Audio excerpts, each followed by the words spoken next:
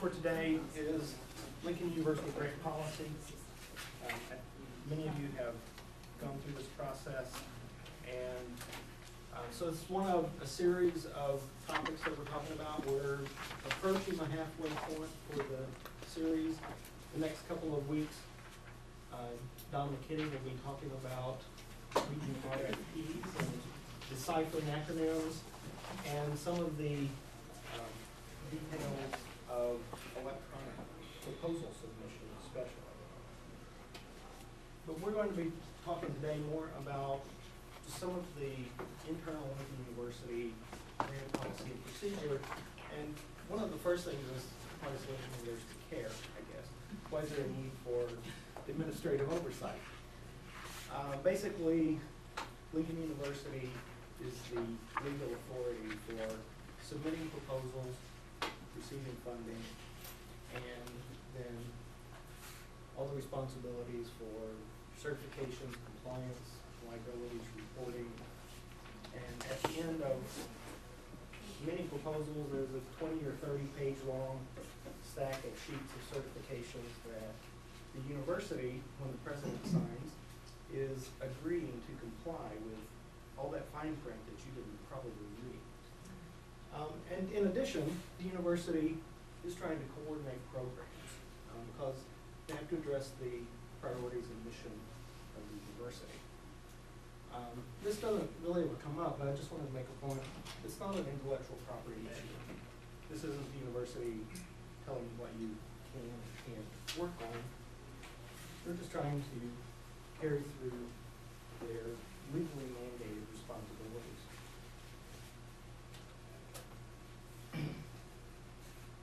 So the documents that you will run into is on the Lincoln University website.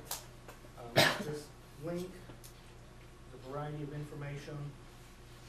You come up to this page and you come to this link, and what we're going to be looking at today is under this tab of grant writing resources, and the first one, policies and procedures. And on your own time, you can read through this, and I'm not going to read that part to you. We're also going to talk about some of the forms that are involved, and we have, I think, a copy of this policy and forms in the folder that you were given. And the first form that you will run into in this process is the proposal idea form. And we'll look at this a little more specifically and some of the information in it a little bit later. There's an internal routing form, and in some cases the grant incentive form may be appropriate for a grant, and then the IRS 501 letter for the university, a copy of the university rate agreement, and times you have to include that in the proposal, and then other certification information in there as well. We're going to come back to those, but this is where they are all located. So I want to talk about these forms and the sequence that you're going to run into them, some of the process, some of the discussions you're going to have with different individuals, different supervisors, administrative units, perhaps, in the form of a timeline.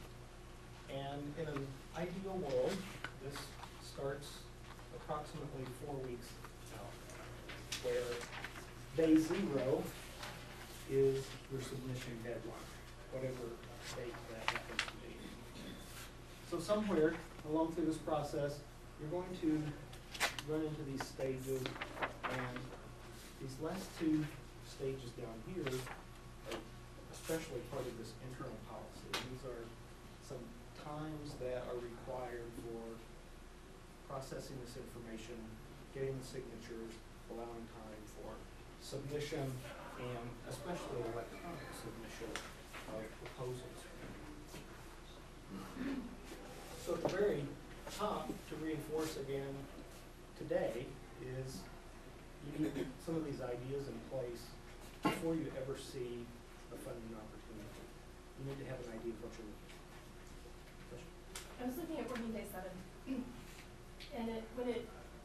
On the working day 7, when it says submit the complete proposal, is that to the initial signatory, so that be That's my department head? understanding. Okay, so that's not when it has to be to the grant office, that's when it starts through the, That's my starts the process, okay. That's not the policy. I'm amending my ways. That's not the No. policy. Oh, There's what is- absolutely no day 7 in the university's policy. Well, it's a 5-day, it's backing up. But I see what you're saying, but, yeah. And these are working days. Yeah. So, as you begin your search for funding, the clock starts when you identify the funding opportunity. And again, it would be nice to have at least 4 weeks to go through this process. You don't always get 4 weeks, but it's nice to have that. You should immediately, as soon as you decide that you are planning to submit to this funding opportunity, the Lincoln University Proposal Idea Form should begin the process of signatures, and you begin writing the proposal and working on all the intermediate stages that have to be developed. Working day 7, counting back from the submission deadline, allowing 5 working days for the administrative process. And this should be the complete proposal with the Lincoln University internal routing form and the Lincoln University incentive form, if it's appropriate for that opportunity. And then during this time, you may be asked to resubmit revisions, whether it's to budget, to whatever you may be asked to do through this process. Then, by this point,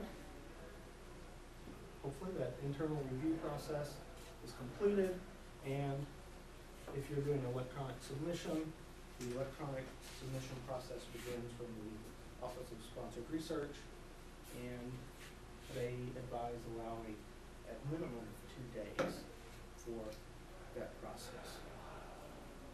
And then we continue monitoring that process, because submission is not the same as the final receipt and the acceptance of that proposal by the funding agency.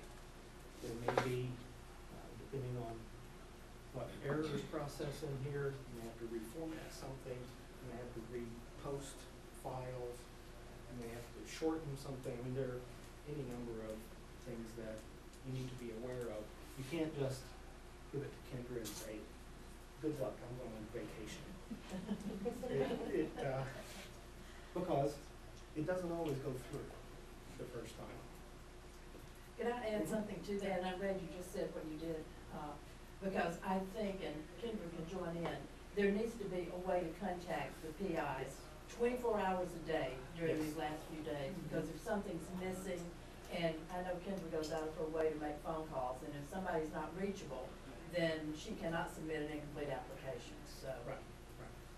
Right, and if grants.gov or the funding agency is rejecting, Kendra can't rewrite your proposal for you. I did last week. We had one rejected.